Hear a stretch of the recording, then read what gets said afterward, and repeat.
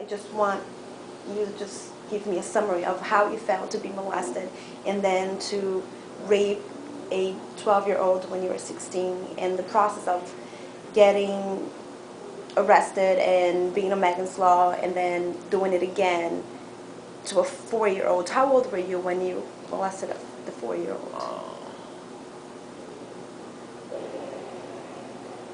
23. You were 23, so that's your second time. Yeah. And is that the only 2 times? Yes. Yes. Okay, so do you know what tier you're in? Probably gonna be a tier 2. Tier 2. Yeah. Is that where you were in the first time? No, it was a tier 1 the first time. Tier 1. Yeah. Okay, so tell me what was going through your mind, lady. Let's see, well, while I was being molested, it was very confusing. It felt good, felt scared.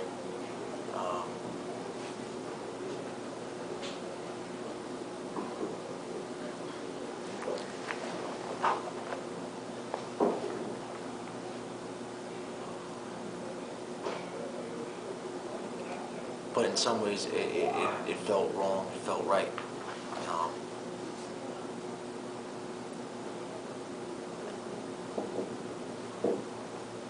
Tell me what felt good and right about it and what felt wrong and scary. Well, what felt good about it was the sexual feelings. I don't know how else to explain that. The sexual part of it, that's what felt good about it. What felt right about it was I felt almost comfortable with doing it. But then there was the other side that said this is wrong. And what I felt wrong about it was that I was being sneaky, that I was young, that and I wasn't sure if this is what I should be doing. What was scary about it was the fact that I wasn't sure if I knew what I was doing or how to do it. Also the fact of being scared of getting caught while doing these things.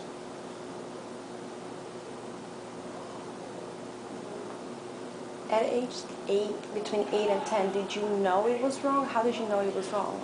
Just at that age, I just had that feeling because I was raised by my grandparents, and they always said to me, how do I put this? They always said that there's certain things that's okay and certain things that aren't. And if anybody ever crosses your boundaries, it was just kind of like implanted as a child, as you grow up, that that's not supposed to happen. I believe the schools teach that as well. At that time they had sex ed. I don't know if they still do.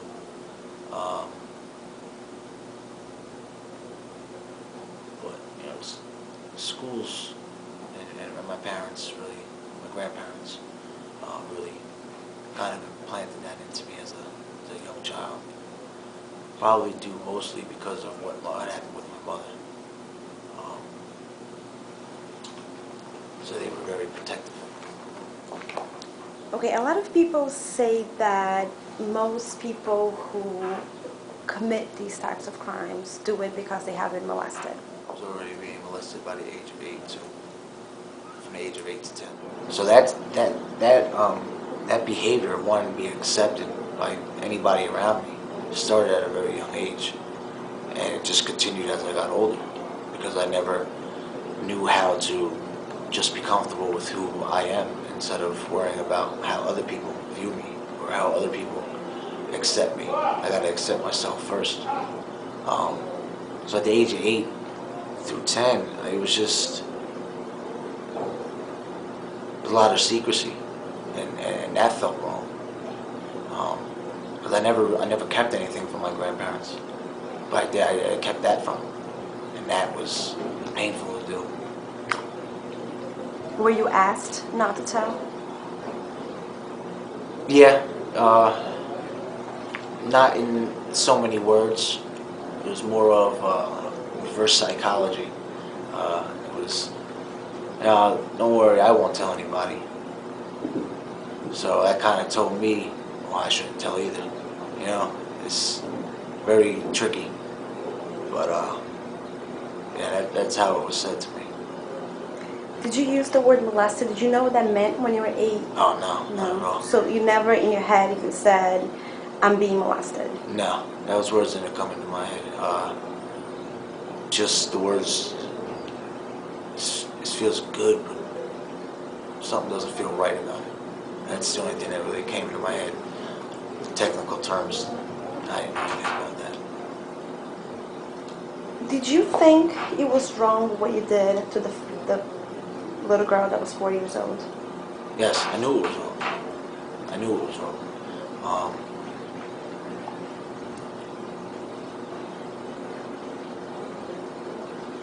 But at the same time,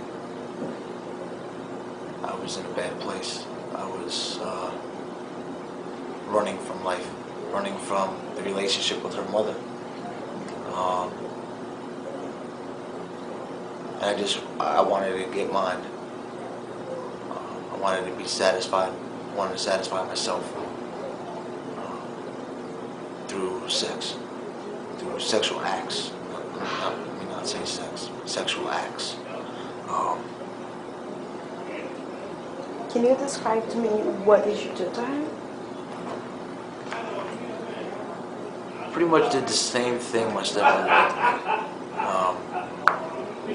Went to the bedroom, I put on adult film.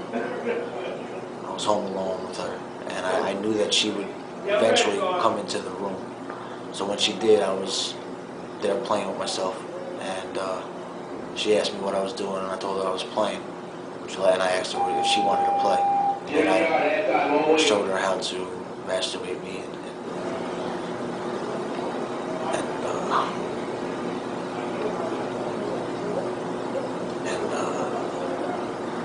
lick me. And then I would lick her and grind on her.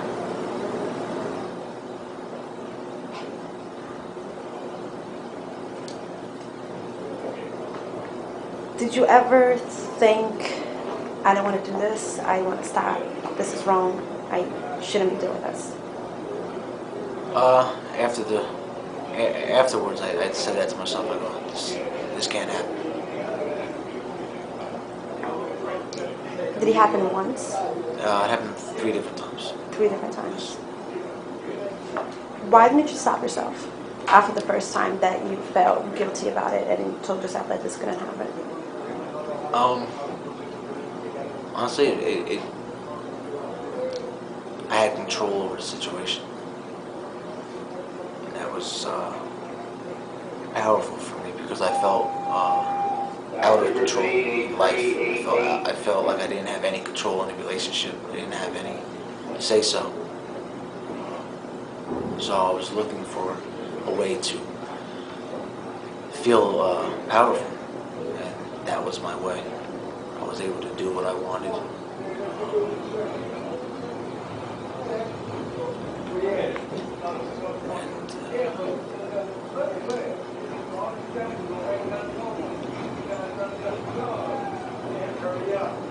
It was almost exciting to me, because it brought back a lot of questions. Maybe exciting isn't the word. Intriguing, because it brought back a lot of questions about my mother. And I would ask myself why all the time. And in a way, I think I was looking for the answer through what I was doing to this 4-year-old. Why my mother did it to me. I was looking for the answer in all the wrong ways. Did you rape her? 4-year-old? Was there penetration and... No, there wasn't any penetration vaginally. There was penetration orally, where I would have her lick me and then I would lick her, but never actually penetrated with my penis. Do you have fantasies of, or did you at any point have fantasies of having this kind of sexual contact with a child? I did. Before this happened? Before, yeah. Yes. Not that young though, but I did have fantasies. You know, if I was watching TV or something and I seen a teenage girl or a preteen on TV or something, I would feel aroused. And arousal is more of a mental thing than physical. You know, I would be attracted to what I saw.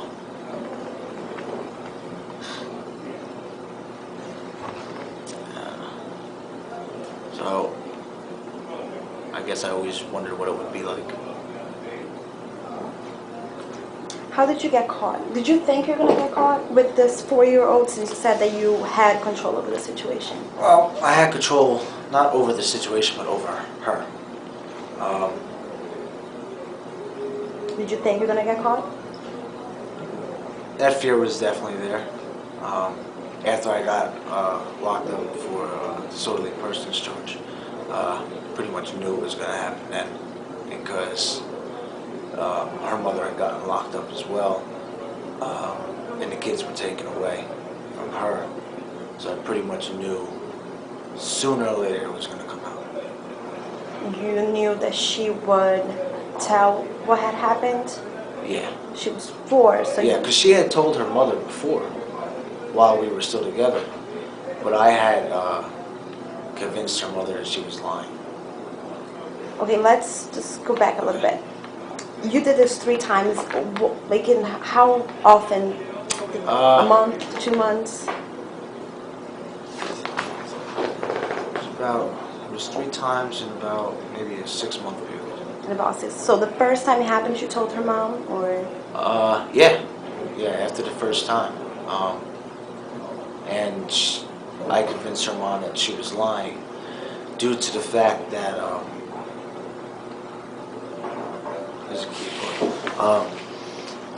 I also felt like I always had the feelings of wondering what would it be like, and this helped me actually do it.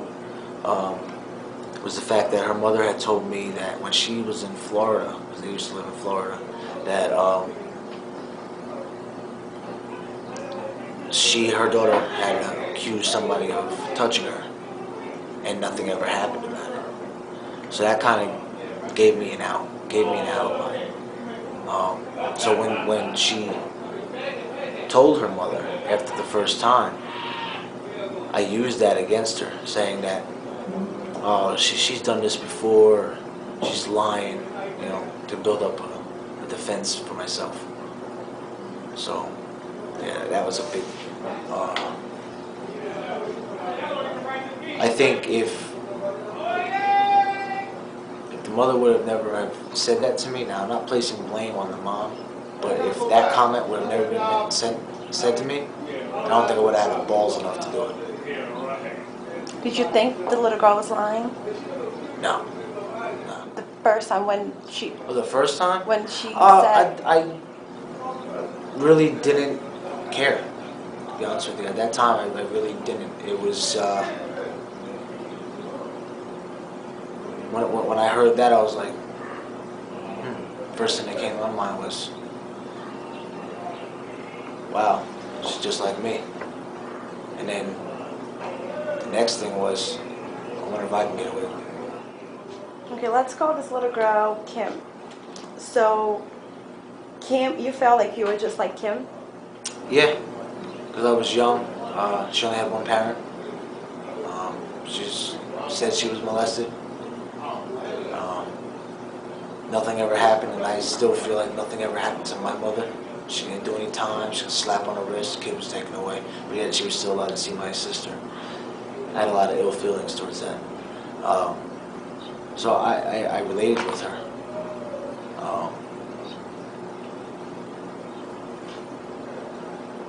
Yeah, I kind of felt for her. I felt the same thing.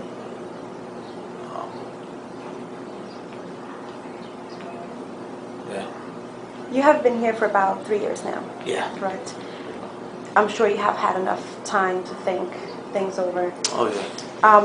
Now that you think about it, you said that you didn't care before, but now that you think about it, do you think that Kim was lying at first when she first said, somebody in Florida touched me?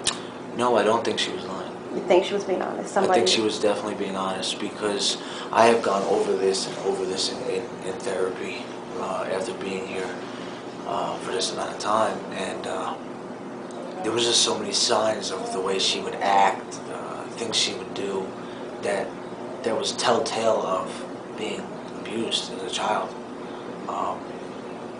It was just right there in front of my face, and whether I chose to not see it,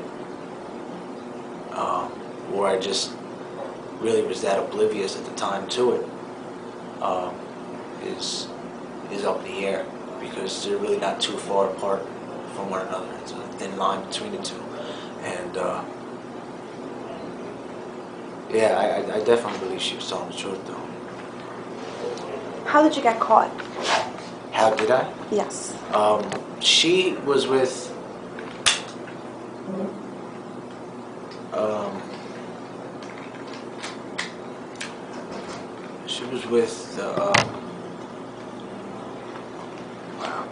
foster mother.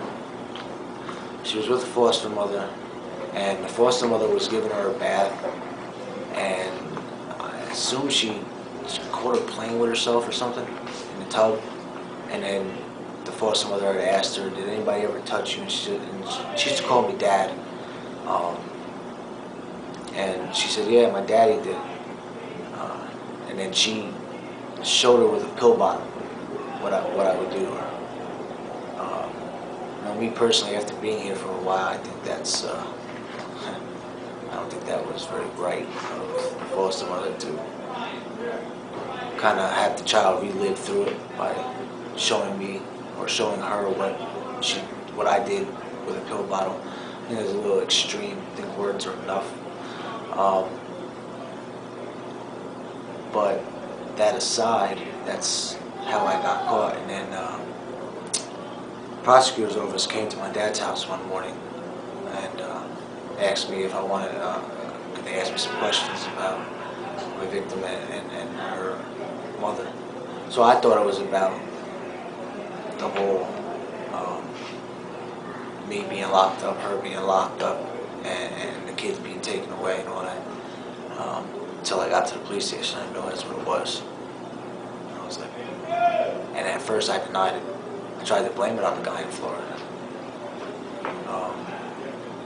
But then I just said to myself, I said, you know what, screw it. Yeah, I did. And I just came clean. Do you think that once you get out of here, you're going to reoffend? It's a tough question. The reason I say it's a tough question is because nobody knows what can happen in the future.